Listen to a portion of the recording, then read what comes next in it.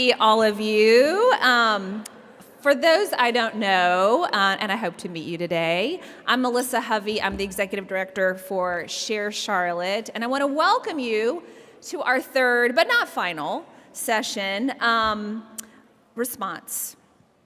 Response is what all of you do each and every single day when you get up and you face uncertainty and you make sure that the people you're protecting, the environment you're protecting, the marginalized, the vulnerable, that you are working so hard for each and every day, you respond. And we thank you for that. On behalf of myself and the planning team with the Foundation, the United Way, and the Lee Institute, and the CELC, we so appreciate your response during this time in the sessions that we've had together, because you have shaped in these past two sessions what we talk about, the exact topics that we talk about. Everything you say in your survey, I take your name out of it, but then we share that with everyone, and we really make sure that we are responding to exactly what's top of mind for you, and that is going to continue, as you'll hear more about today. But first, I want to kick off our session, introduce our first speaker, Matt Cain with Moore Van Allen. So he is going to share his insights about the One Big Beautiful Bill and the implications for our sector. So Matt has extensive experience in representing 501c3 organizations with respect to formation, administration, and governance. He advises public charities, private family foundations, corporate foundations, and other tax-exempt organizations, and ongoing corporate governance and tax-compliant matters. So all that to say, Max knows his stuff, and thank God he's with us today. So welcome, Matt.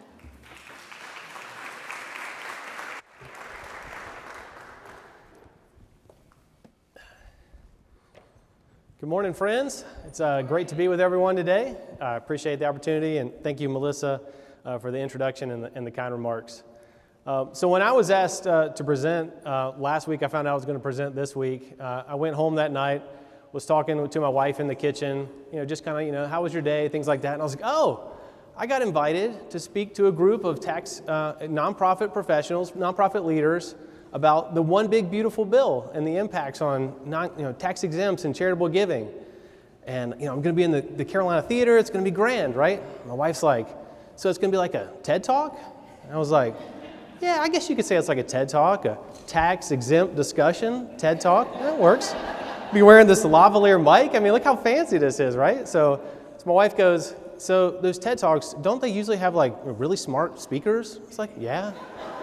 She's like, and don't they aren't they really, really charismatic? And I was like, yeah, that sounds right. And like, don't they speak on really interesting topics? I was like, yeah. She's like, and they asked you to speak on a tax bill? She just shook her head, patted me on the shoulder, and walked out of the kitchen. So, but here we are. So the One Big Beautiful Bill. All right. Oh, look, I didn't even have the slide up. Here we go. So as you guys know, the Big Beautiful Bill, right? It's a sweeping budget act that was enacted through reconciliation. So when I think of reconciliation, I'm thinking it's a tax bill and a spending bill. So from the tax standpoint, right, the main goal was to extend and expand upon the 2017 Tax Cuts and Jobs Act. So we call that the TCJA, right? Some may refer to the TCJA. And it also introduced a lot of new tax incentives as well. Now the question for me is, if we call the old one the TCJA, what are we going to call this new tax bill, right? Is it the OBBBA? Is it the OBBBA? I'm not going to maybe go with just OBA. I don't know. So, but that's not settled at this point. But to pay for all these tax cuts and tax extensions, there's a lot of deep funding cuts that had to be put in place, especially kind of in the health and human services sector, that's going to affect nonprofits and the populations they serve. Overall, as far as the direct impact on nonprofits, ultimately there were fewer provisions in the bill that kind of directly impact, from an excise tax standpoint, tax-exempt organizations. Indirectly, there's a number of changes to charitable contribution deductions, which we'll go over as well. But on the outset, not a huge impact from an excise standpoint. I'm going to guess that the first two things that we cover, I'm going to guess it probably doesn't affect 99% of the people in the room. But we'll go over it just so that you're aware and you have more education on the matter. So show of hands, does anyone work for a private college or university? Anyone in the room? private college or university? I see one hand. Do you guys have a really large endowment? No. Okay, so you're not going to be affected by this. So in 2017, they added section 4968 to the code. It essentially imposed a 1.4% excise tax on large endowments. So we're talking endowments that on average are over $500,000 per student. So the 2025 Act took it to a next level and kind of set up this tiered approach, where now it goes from 1.4% to 4% up to 8% excise tax on endowments that ultimately are over $2 million per student. From an impact standpoint, right, I think it's just going to, if we're taxing endowments, if we're taxing investment assets, it's just going to decrease the amount of financial resources that are available to students and for the colleges and universities to fulfill their mission. They may be looking to make up that funding difference elsewhere, right? So in North Carolina, this might affect, I don't know, maybe Duke, Wake Forest, Davidson, Elon, some of those types of schools. I will note that the exemption or the kind of the lower threshold went from 500 students up to 3,000 students. So as an example, one of my colleagues went to Davidson. She's off to remind us that Davidson has a student body of less than 2,000 students. So they would be excluded from this provision even if their endowment was large enough. Some other things, the House version of this would have made the tax rate up to 21%. So the Senate knocked that down to 8%. So that was a positive.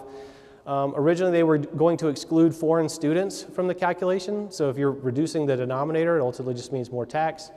And then they also had proposed kind of an exemption for religious institutions and organizations that weren't receiving federal funds. And again, that was not part of the act as well.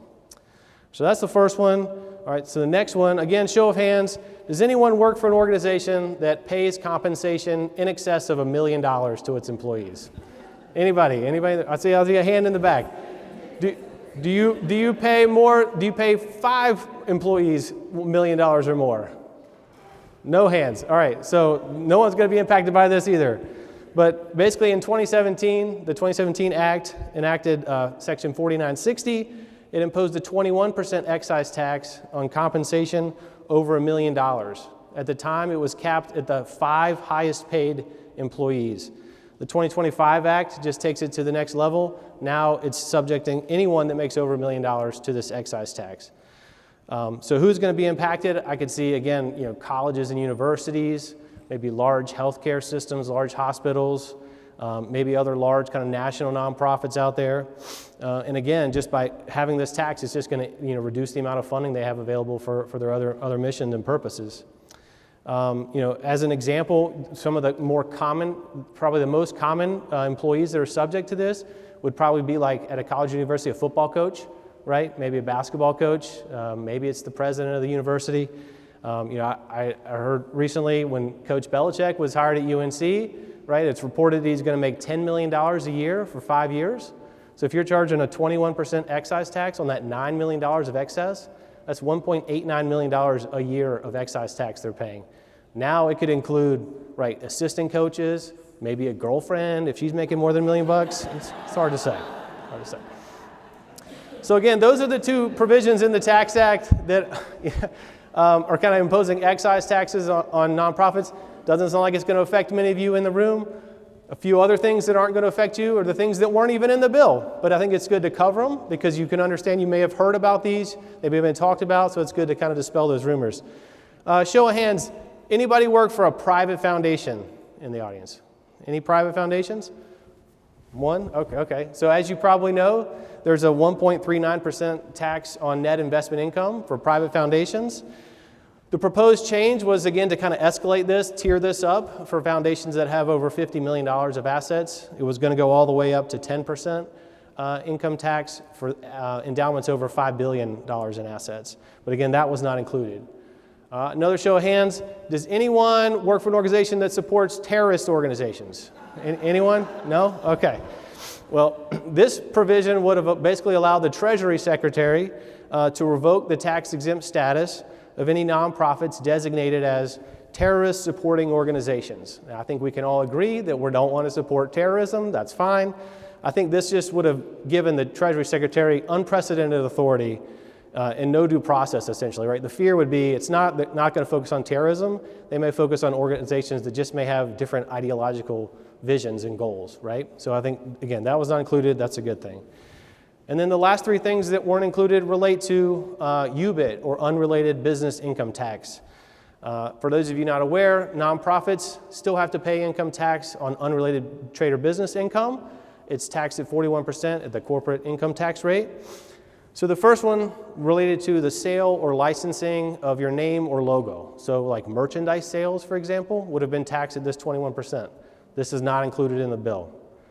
The next one was about qualified transportation fringe benefits, or the parking tax. So the idea here is if a nonprofit is providing its employees with employee parking, transit passes, other forms of like commuter vehicle expenses, the IRS is going to tax them on their expenses. This was actually originally a part of the 2017 Act. It was repealed retroactively in 2019 for good reason, because essentially they're applying an income tax on an expense. I mean, it just doesn't even make sense. And the administrative cost and burden to capture all this was just crazy. So that's not included. And the last thing was about research activities. So the idea here is they were going to exclude income from research only if it was made available to the public for free.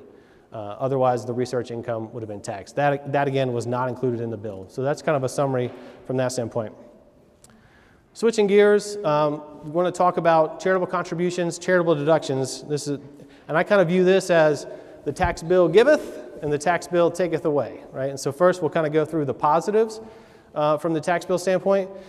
And when I look at this, I know today's theme is response. I would almost view this as like, let's try to reimagine charitable giving a bit, right? It's going to have an impact on what we're doing on a daily basis.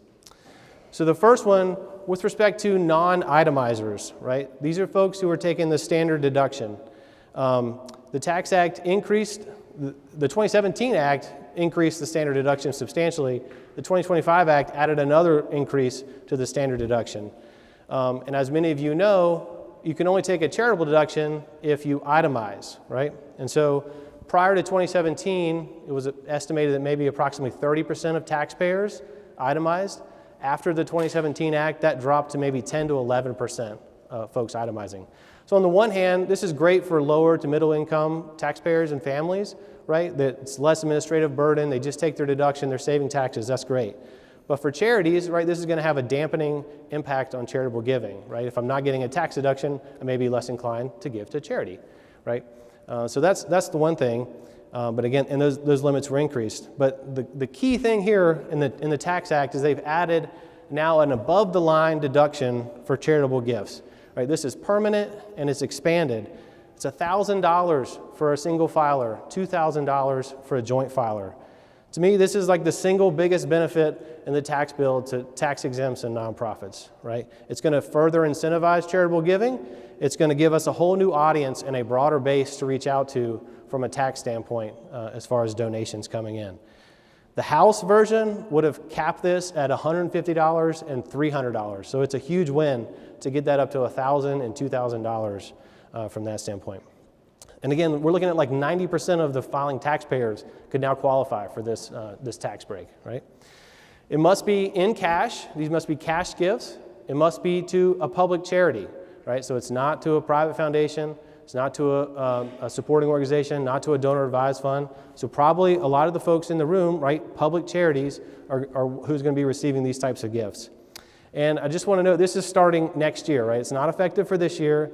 It starts in 2026, but I think it's good to kind of know in advance, communicate with donors about this upcoming change.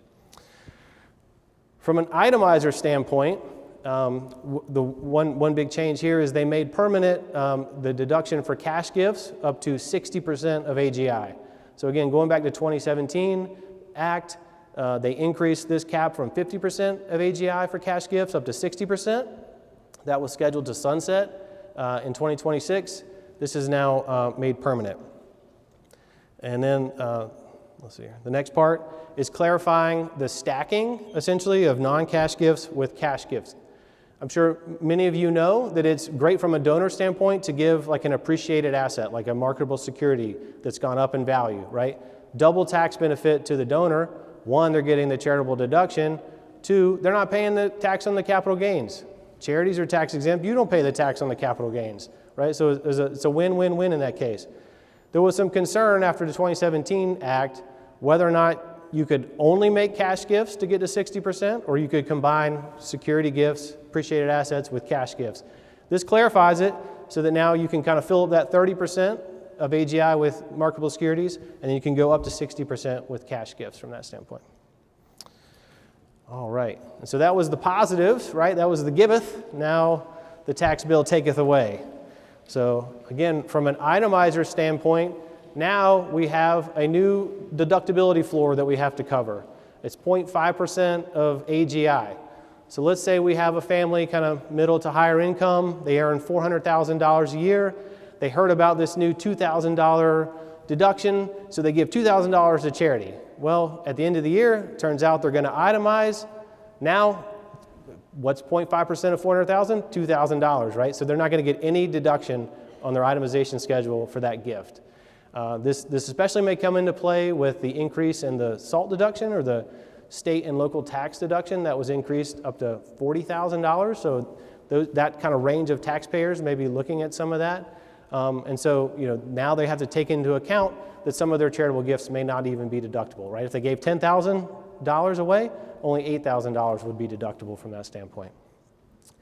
And so that was a floor. The Act also kind of added a new cap, a ceiling, as far as deductibility. And this is going to impact our highest income earners, right? So let's say we have a donor who makes $1 million a year, right? They're in the highest tax bracket, the 37% tax bracket. Now there's a cap at 35% as far as what they can deduct. So in this example, let's say for every $1,000 they give away, they would have saved, from a tax standpoint, $370. Now, because of this cap, they're only saving $350. I don't know if that's going to be enough to dissuade giving, but you think around the margins, it's probably going to have some sort of effect, right? Another big category is with respect to corporate donations. A lot of you guys may rely on corporate donations. So now they've added a 1% floor to charitable giving from corporations. Still has the same 10% cap on the top end, but now we have this 1% floor we have to clear. So as an example, let's say we have a corporation, they have $100 million of taxable income, right? The cap that they could give away $10 million and take a deduction up to 10, but now they have to clear at least $1 million in gifts to even take the deduction. I tried Googling to try to get a sense of, kind of where corporations give. The best I could see is that most, well, maybe on average, are probably giving a little less than 1%, right? So this may knock out a lot of corporate giving. And so if we're going to reach out to corporations, we may need, if they're not getting a deduction, we need to show that what impact, this is having, right? Be more aligned with kind of their, social responsibility goals from that standpoint, from a deduction standpoint. So all these changes, again, are effective starting next year, not this year. So what are we going to see from a donor response standpoint? What I could see is kind of two things. One, you may see donors looking to accelerate gifts, or maybe you encourage them to accelerate gifts in 2025 before these caps, these ceilings, these floors come into play. Another thing you might see is donors talking about bunching or grouping deductions, right? So to give you an example, say we have a corporate donor, again, $100 million of net income. Their floor now is $1 million. Let's say historically they've given away $1 million every year to charity. So going forward, that's not going to be deductible for them. So what they might do is they might accelerate 3 years worth of gifts and make it all in year one, right? At least now they can get a $2 million deduction for their gift, and then they wouldn't make any gifts the following years. And so you might see corporations using a corporate foundation, for example, to kind of make the gift, park the money, take the deduction, and then dole it out over a few years. Same thing for individuals. If they're on the fence between itemizing versus taking the standard deduction, you could see them accelerating gifts into year one, taking the itemization deduction that year, and then in the following years, they'll take the standard deduction and maybe they just top it off, with a $2,000 above the line gift. Again, a lot of individuals may use donor advised funds for something like that, right? So you're going to see, I think, this concept of bunching and grouping of deductions. Next section here. So here we have a new tax credit, a new code section, and a new type of organization. It's called a scholarship granting organization, or an SGO. The basics here, an SGO is going to provide scholarships for K-12 students. So I think we're looking at probably like private schools, religious schools, things like that. The SGO must spend 90% of its revenue on scholarships for K-12 students from low-income households. So what do I get as a donor for this? I get a tax credit, right? Tax credits in my mind are better than tax deductions because that's offsetting dollar for dollar. It's non-refundable, but it's a tax credit. I don't think this is impacted by if you itemize or not. As far as I can tell, I think you could still get the $2,000 above the line deduction plus this tax credit. I will note that this is not effective, as you can see, until 2027, right? So a lot of the things we talked about are effective next year in 2026. This is not effective until 2027, probably because we need time for these organizations to get formed and to start operating. So impact, certainly if you're a private school, religious school, this could be a positive for you, right? Because now you have another source of revenue coming in to cover tuition and expenses for your students. For everyone else, my fear would be this is going to encourage donors to give to SGOs and away from other organizations, right? If it's my last $1,700 to give away, I want to give it to get a tax credit versus a deduction somewhere, right? So I think that's the potential impact there. A few other indirect impacts that we're seeing through the tax bill. One is the gift and estate tax exemption. So this was increased to $15 million starting next year, indexed for inflation. And I just say that is because we'll probably see less and less, clients or donors giving, leaving kind of testamentary bequests, charitable bequests in their estate planning documents, right?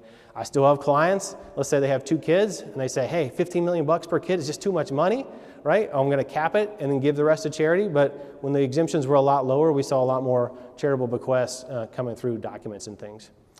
And then the other one I wanted to mention is there's this new account. It's called a Trump account or a 530 Cap A account. Originally, it was called a MAGA account, an MAGA account. I don't remember what it stood for. But I kid you not. But basically, it's almost creating kind of like a retirement account for children under the age of 18. They can't take out any money until they turn 18, so maybe they're saving for education expenses, to start a business, a home down payment, things like that. But it allows for contributions up to $5,000 per year, indexed for inflation. And I mean, most contributions may come from families, right? From that standpoint, but there's provisions in there that allow employers to give up to $2,500 to these accounts. There's provisions that the government's going to fund $1,000 for any children born between 2025 and 2028. I think the bill set aside $410 million to fund these accounts. And then there's a section in there that allows tax exempts to essentially give an unlimited number to fund an unlimited number of accounts for children in certain qualified classes. And so this might be maybe a school district, could be a certain geographic area. But I just think what you could see is maybe some big foundations out there deciding this is what they want to support. They want to support these Trump accounts for children. And so it's just going to cause more competition for those dollars, right? And divert funds away from our organizations and what we're doing. So I just kind of wanted to mention that. Let's see. So moving on, again, I noted reconciliation. It's a tax and spending bill. I've covered all the tax pieces, right? Again, a lot of that was enacted to extend the 2017 Tax Act. The other big priority was to cut funding, right? This is certainly not my area of expertise, but I can read the headlines. And this isn't even these aren't even the DOGE efforts, right? These aren't the executive orders that are coming out. This isn't, even the recent legislation that's coming about all these rescission packages and things like that. It's exhausting trying to keep up with all the things going on.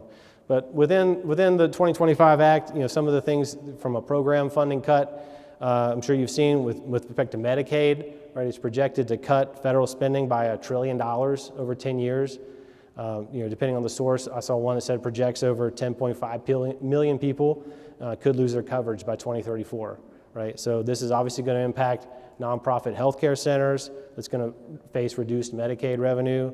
There's new work requirements, increased cost sharing, new matching programs, and just new administrative burdens. I think there's more frequent eligibility checks, things like that. So it's just going to add, both from a revenue standpoint and a work standpoint to everything. With respect to supplemental nutrition assistance programs, SNAP, or also known as food stamps, there's now stricter work requirements, new rules, so funding is going to be reduced there.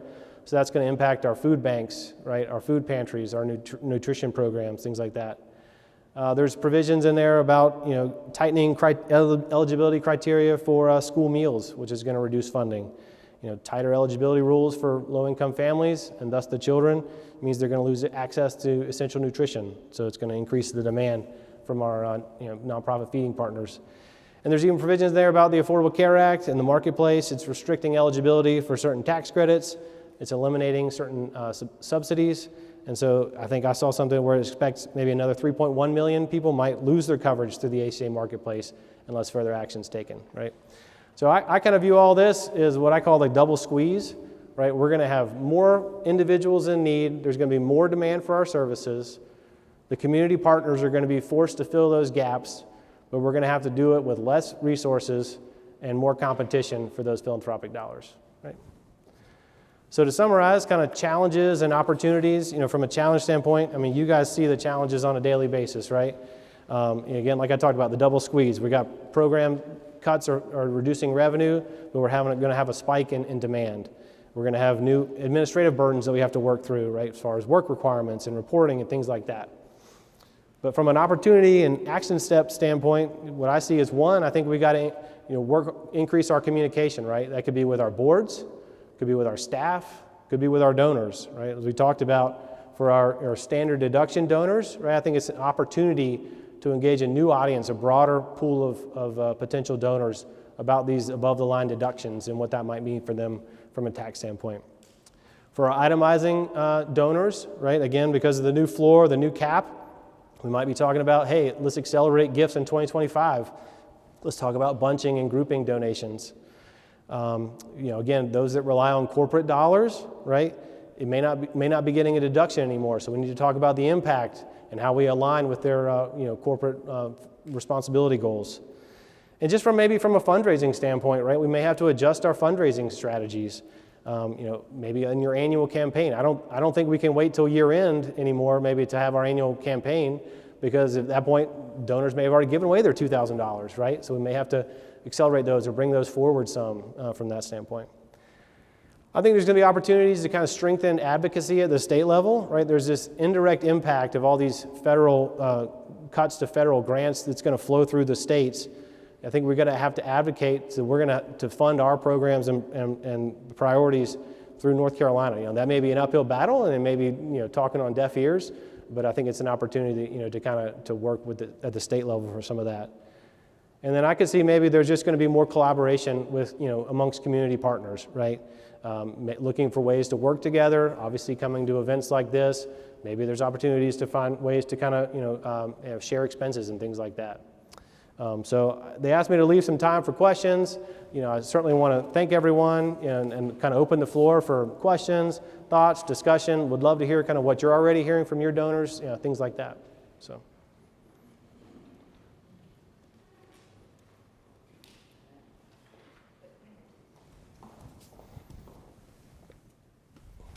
Good morning. Thanks for a great presentation. Sure. Thank you.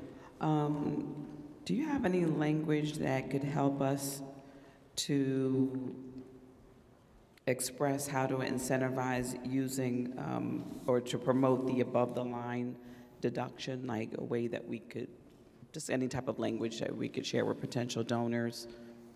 I certainly haven't developed anything yet, but I think it's just letting them know about it, right? I think a lot of people always just, again, 90% of folks take the standard deduction, so they were never getting a tax benefit for a charitable gift. I mean, they could give out of their heart and they may want to just give because they want to support the cause, but they weren't getting a tax benefit from it. So at least now you could say, hey, if you give up to $1,000 if you're a single filer, or up to $2,000 as a joint filer, you may get a tax benefit from this, right? So let's take an example. Let's say someone's in a 25% tax bracket, right? For every $100 they get, it's essentially like they're only giving 75 and the government's giving 25, right? So they're giving more essentially, or able to give essentially more than what would have cost them from that standpoint. Thank you. So, sure.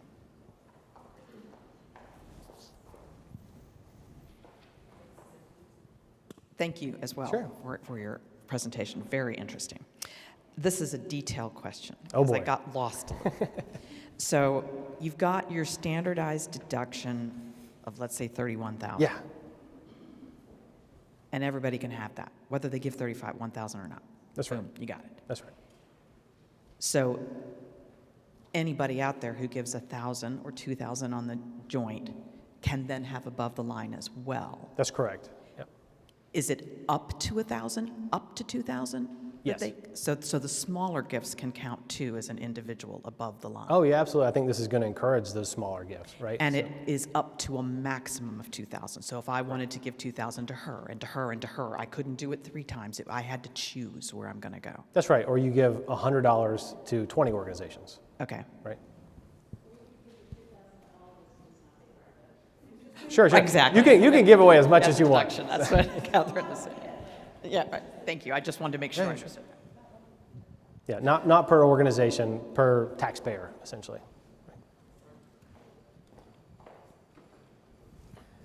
I want to thank you for the presentation too. Let's talk about advocacy that you just talked about. You talked about state level advocacy. Yeah. Do you see advocacy in those other spaces that you talked about, those other high level spaces? Corporate donors and all these other board of directors that are making decisions moving forward. What do you see advocacy in? where Yeah, we are? I guess maybe for like the board and the donors, it's more about communication, educating them, right? Letting them know what's coming and kind of what the plan is.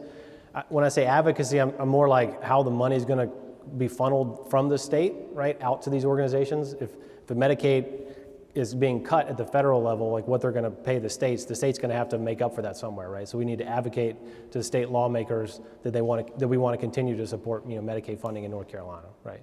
From that standpoint. So, I mean, you may have to advocate to your board if you have an idea or a program or something, but I think it's more just communicating, educating them on kind of these changes and how it's going to impact your budget and kind of your programs going forward. Hi. Since the state has been mentioned a couple times, I do think it's also important to put in context that the corporate state level corporate tax is going down to 0%.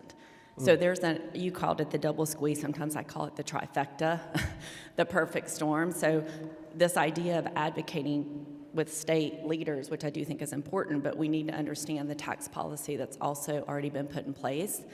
I mean, my personal preference is that corporations do pay tax so that teachers can get pay that they deserve also, but since that's not the direction of our state, any other thoughts or ideas? Because I'm not sure the state, I mean, they're not going to have the revenue to be able to fund programming either, is what I'm hearing.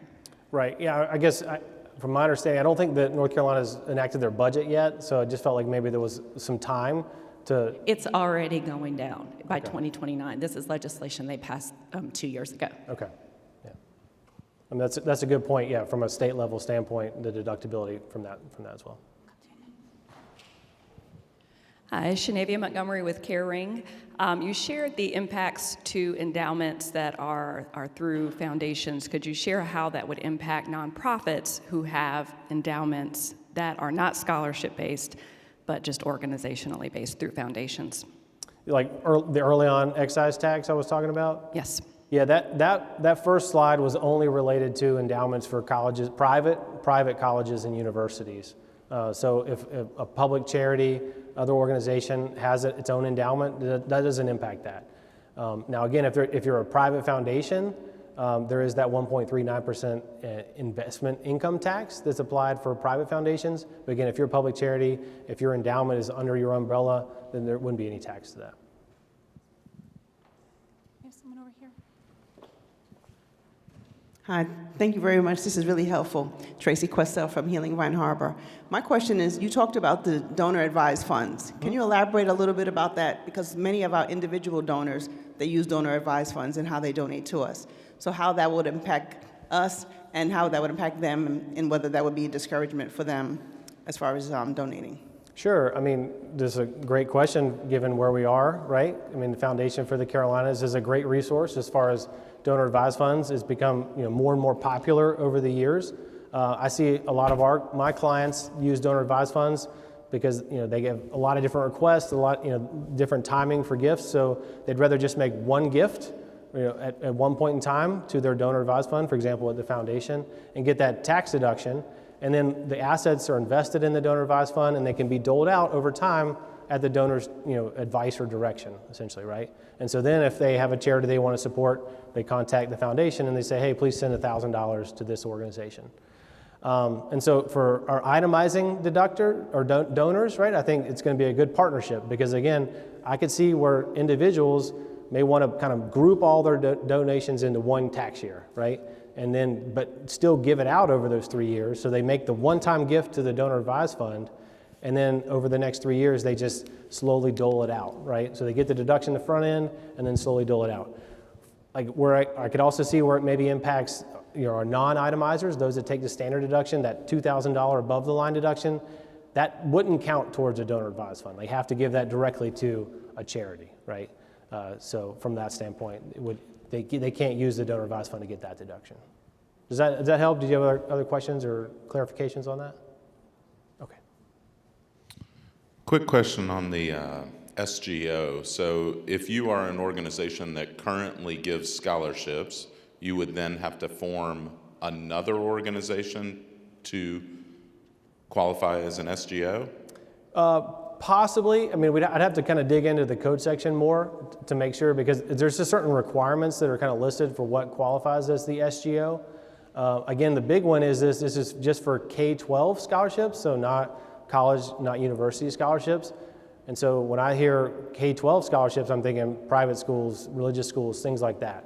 So if your organization is not already doing that, and depending on how much money you give away and the criteria as far as that low-income household threshold, I think you'd have to kind of read through the statutes to see if what I already have will work, or if I need to form something new to make sure that I'm hitting all these items. So.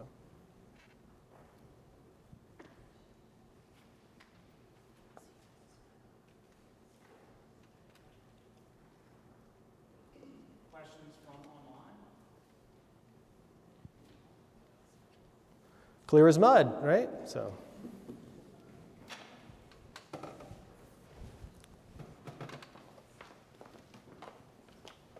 All right. Thank you. Sure.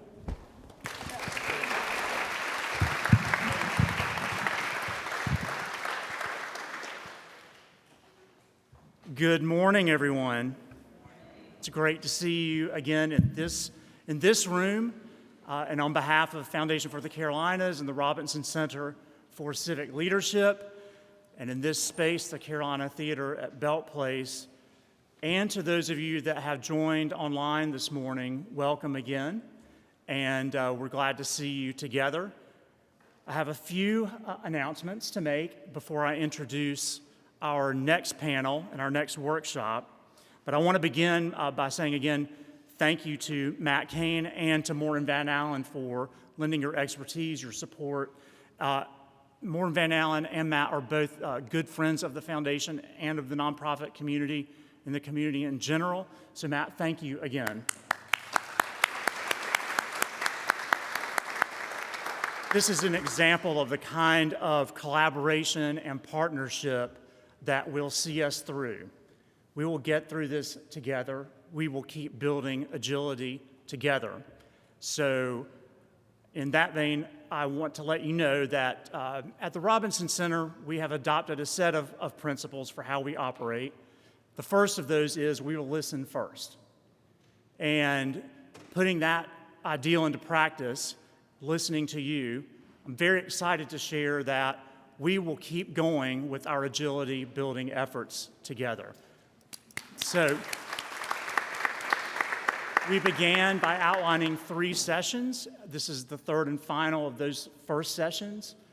Good news is that based on your input, we're going to keep going with monthly workshops, gatherings under the moniker of Agility Together. And you will decide what those topics are in each workshop. As a matter of fact, we'll get that listening started right after this event, and you will receive a link for a survey. You'll see a QR code in the room today, and you will choose what our topics are. I want to let you know that you'll see, I don't know, there might be 8 or 9 topics there, as well as a space for you to fill in ideas. We're listening first, so we're open to ideas. We plan to do as many of those sessions as we possibly can, so you're not choosing at the exclusion of topics you're interested in. You might be choosing what will come first or next. So just know that our intention is to keep listening and responding to what you say your needs are as we're moving forward. The idea that we can and will keep building agility together means more than workshops.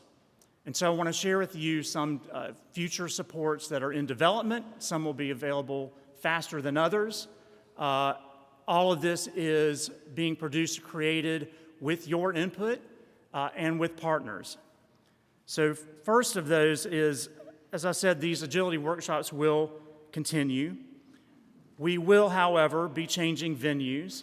We want to get out into the community. Our future agility sessions will not be taking place here. Well, I can't say that forever, but the next set, if you will be going out to where you are. And we'll have an opportunity to talk to you. You'll have an opportunity to input, to host future sessions, not to put the burden on you. We'll pay for the expenses, but to get out to where you are, out in the community, doing the good work. As I said, you will decide the topics.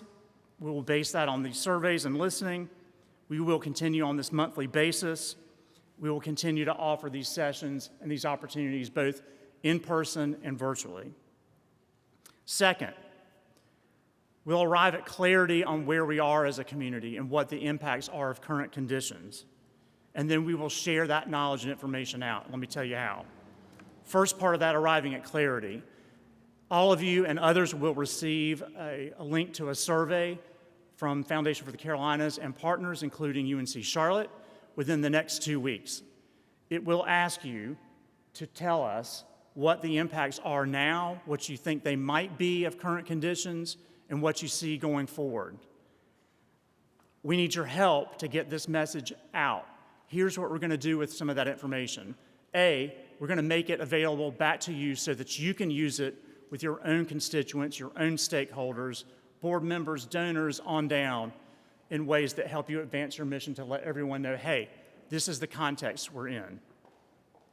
Second, as a foundation, we will be communicating that messaging and those points out to Donor Advised Fund donors, to our corporate partners, to city leaders across sectors, and to board members of organizations. And we'll be inviting board members to discussions to highlight that information so that the burden isn't on you alone to share that context of where we are, that we're doing our part in a two-pronged approach with you to make sure that people understand that we are in a state of need, crisis, however you need to put it, and that should elicit response at a different level.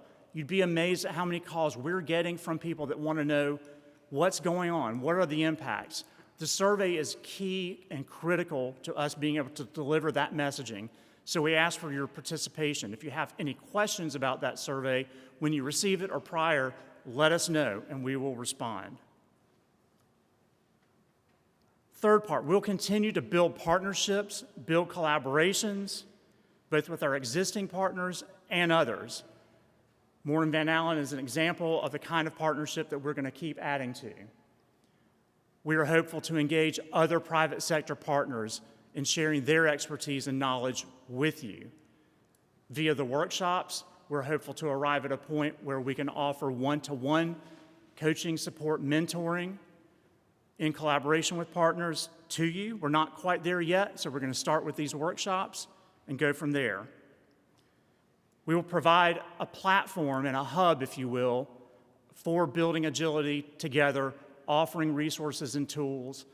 That will include an agility playbook.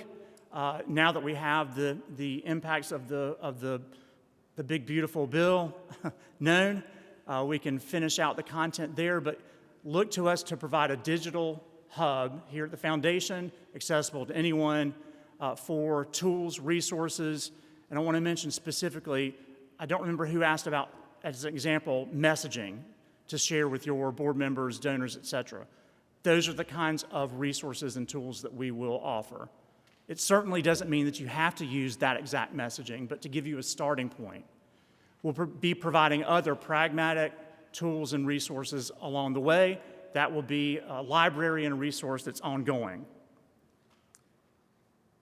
Finally, 2 points. One, we're looking at our grant making and how that grant making happens and how it's focused from the foundation's point of view, beginning with our unrestricted funds, which in proportion to the funds that donor advised fund holders hold is small, but it's not zero. We want to activate the full potential of the foundation and its donors in meeting this moment. So as I said, your input in sharing messaging back to these donors who have restricted funds at the foundations is important. But we're going to be looking at how we distribute, focus our unrestricted resources as a foundation out into the community. And you can expect some changes to be in play on the ground sometime in the first part of next year. That likely will look like funding support available for collaborative support, collaborative initiatives, partnerships that you're developing. One of the pieces of input we got early on from many of you was that it's great to coach and talk about supports for collaboration, for partnerships, and say that that's a good thing to do, but you've got to have backing and the resources to be able to do it. So we heard you. That's what we're looking at. You can expect, again, an announcement towards the end of the year. And then finally, going back to where we started, we're going to keep listening. We are with you. We will be responsive. We will be iterative on what we're offering, the kinds of supports that are available. We will track with you. We will stand with you, behind you, alongside you, whatever the analogy works for you. These conditions in our community across our national landscape will be changing. We are mindful that what we say today may not be exactly accurate in the future, so we're going to keep making sure that we stay connected, that we provide opportunities for you to be connected with each other in a variety of ways, and that you have opportunity to connect with resources of all types so that we are building agility together in a real sense, not just words, and that begins with listening first. So, big message here, if you don't remember anything I said, was that we're going to keep going. And we're very excited about what's ahead. We're mindful that we're facing obstacles and challenges, but we're going to do that together, and we're going to build agility together in the future. So with that, now I'll introduce our next workshop. And based on your input, the topic of the next workshop is around scenario planning. We will be offering an in-depth further workshop as a part of the set available in the coming months. But we wanted to give you a preview, and to do that today, I'm going to introduce three speakers, beginning with Peter Blair from the Lee Institute, who's going to give you sort of an opening description of scenario planning and key facts and data that you want to have in hand as you engage in any scenario planning process, whatever that might be. And then Catherine Furman-Sellers from United Way and Laura Lawrence will come up. Laura Lawrence from Safe Alliance. Thank you, Laura, for joining us. And they will talk about their experiences in scenario planning, and we'll open it back up to Q&A and discussion involving you and those of you online. So with that, Peter, please come up, and then and you will hand it off to Catherine and Laura. Thank you.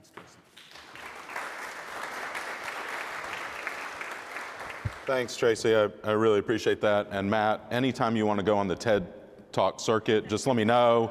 Tell your wife to give me a call. Excellent job. Excellent job. So one of the things I really have believe in is that not-for-profit is our tax status. It is not our goal. We are running businesses, oftentimes multi-million-dollar businesses, and those businesses require agility and adjustment constantly.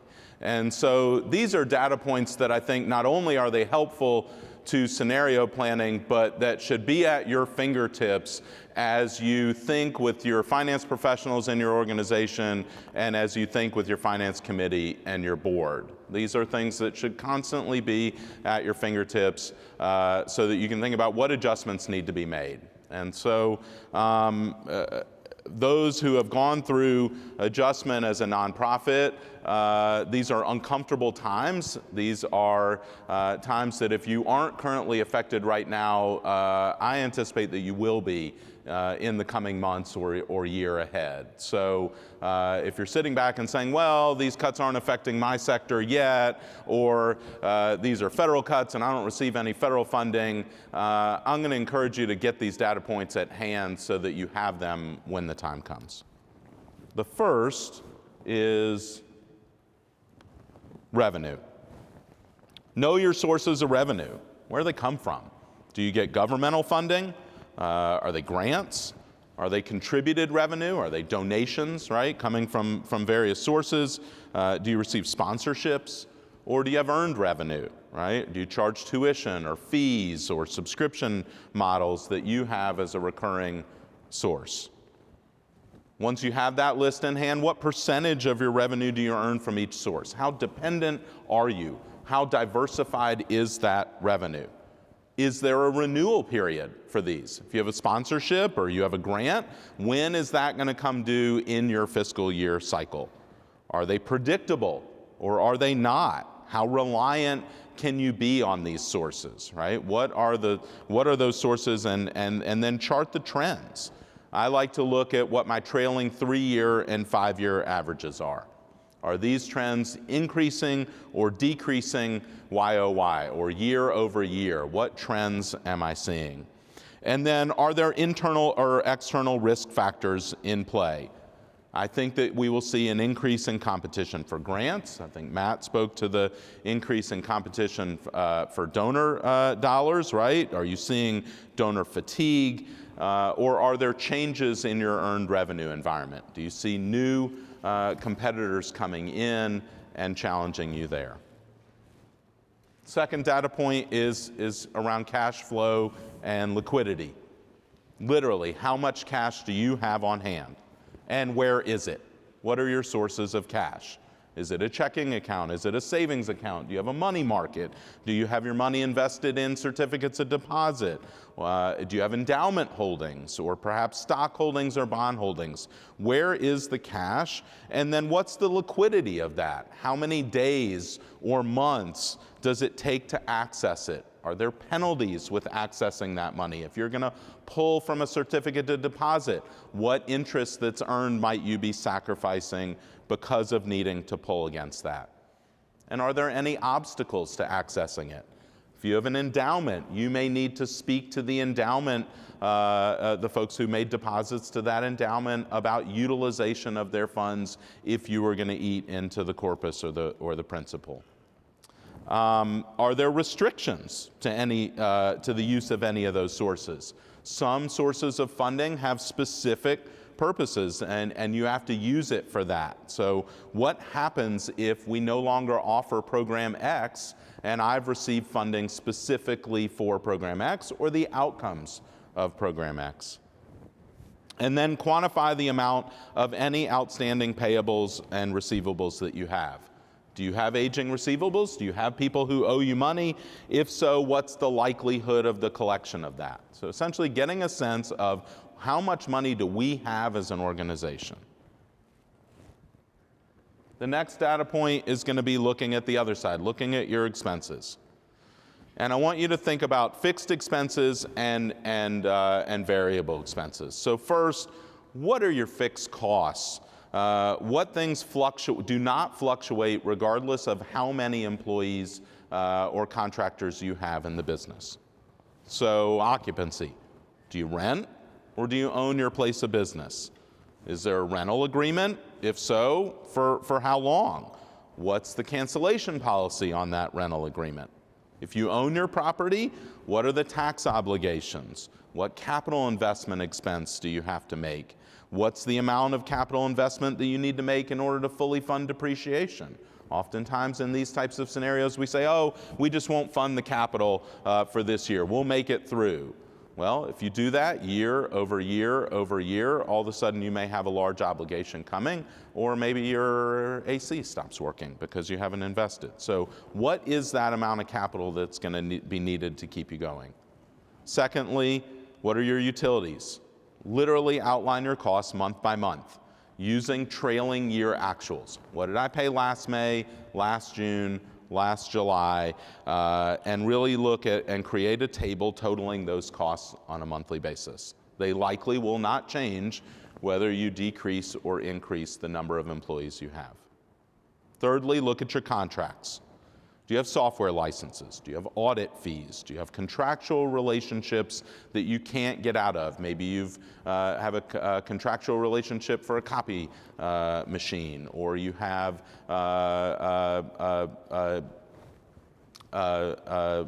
sorry. Thank you, MailChimp, or other types of software licenses.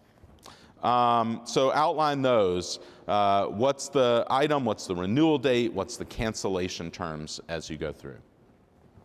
Then you have variable expenses. It's a separate category. What are your variable costs? What would fluctuate if you increased or decreased the number of employees that you have? Quantify the wages for each position, create a list of salaries or hourly wages associated with each position, listed on its own line so that you can begin to look at it piece by piece.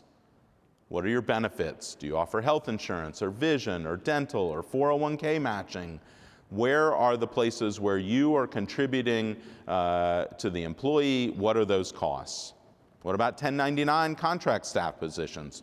Do you have a length of those? Are they severable? What accounts payable do you owe? And what future obligations do you have? And you're going to take that amount, that variable expense and that fixed expense, and you are going to calculate your burn rate. How many days of cash do I have on hand for our current level of operations? And you're going to do that by taking your revenue or the cash that you have on hand, and you're going to divide it by your fixed expense plus your variable expense. And when you take that equation, you can then use it to create scenarios for each possibility. If I eliminate this programming, how does that impact my revenue? Am I getting money for that program that's not going to be coming in? And what happens if I take all of the costs associated with that program and I take that out? And you can begin to use that, and you can begin to evaluate whether or not these cuts make sense, right? I like to say, is the juice worth the squeeze? So if I decide, oh, we're going to eliminate 401k matching for all of our employees, what does that really do for my burn rate? If it moves my burn rate 3 or 4 days, is the juice worth the squeeze? What's the impact of that going to be on staff morale? The next data point is contributed revenue, right? Do I know where our contributions are coming from? Take a donor list, create it, look at it year over year. What's my trailing 3-year average? Am I reliant upon individuals or corporations or foundations? How many folks am I seeing that renew year over year? Am I seeing growth in what they give or rescission in what they give? In a volume of people, am I seeing growth or rescission? And then monitor the shifts in there, right? Are there early warning signs? Can we see that we've got a group of 100 donors, and as we look at them of what they gave year over year, we're seeing not anything really stand out, but boy, we're down 3% or we're down 5%. Maybe that's due to some external factors or donor fatigue.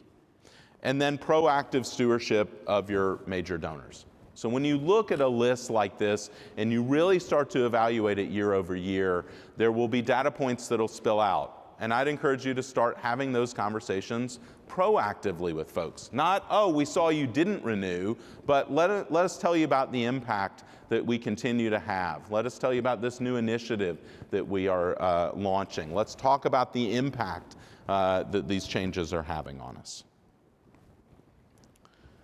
Then you're going to take program evaluation, and you're going to start to really look at the impact that you're having program by program. Create some tables for revenue and expense by program. It's going to help you as you think about scenario planning. What would our organization look like if we stopped doing this? What would it look like if we concentrated more resources on doing that? Can we expand that? And you're going to collect and compile data for program outcomes and impact. You may see areas of efficiency or inefficiency. And then are there sources of revenue that are restricted to that specific program? And is there a language in your agreements that stipulate that you have to return that money if you stop offering that program?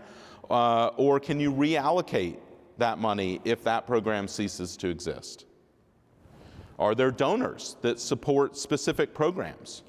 Will that support be at risk if you eliminate those programs? Then you're going to take all of that information, and that's going to be the basis for scenario planning. Prepare for multiple futures, not just one. What does it look like if we stop doing this? Maybe we stop doing this instead. Maybe we start doing more of this, but less of this. Map out optimistic, pessimistic, and most likely revenue projections. It's one thing to say, oh, we just had this grant, the grant was eliminated, we're just going to go fundraise for that. Well, is it likely that you're going to go from 0 to 100% replacement of those funds? How long is it going to take to ramp that up? What's the likelihood of that? Know each scenario and how it's going to affect your mission-critical operations. And then you're going to determine, so you're going to say, okay, these are the things that are the triggers for us activating our contingency plans. So you're going to have to determine those. Then you're going to reach agreement with your board. Okay, if we get to this point, these are the actions that we're going to take. So you're going to adopt them. You're going to agree upon what are those trigger points, and then you're going to adhere to them when it comes. All right? If there are any hikers in the room, sometimes you start out really early in the morning because you got to hike and you got to climb something really, really tall. And you say, my cutoff point is 1 p.m. If we haven't reached the summit by 1 p.m., we got to turn around because it's going to be dangerous. Well, if you've ever done that and you've stood and you've said, oh, we're so close, it's 1 o'clock, we can just keep pushing, we can just keep pushing just a little bit more, we'll get to that summit. Eventually, it turns around and it bites you. So determine, adopt, and then agree to adhere to them. If we've reached these trigger points, we have to take these following actions. The things I'd leave you with are the following. Don't look at data points in isolation. You got to look at them holistically, because you can have one that's going to move and it may look really, really extreme, but when you look at it in the totality, it may not feel as extreme. Secondly, schedule and then hold regular check-ins on these metrics. So you can't improve what you don't measure, and you can't respond to things that are just in your mind. So what is the regularity that we need to sit and think about these things as a leadership team? And then share insights transparently with your leadership staff. The last thing you want is for your board or your key stakeholders or your leadership team to be caught blind on this or to think that something has happened out of the blue. So share those insights. They will build trust and unity for the path that lies ahead. With that, I give you my colleagues.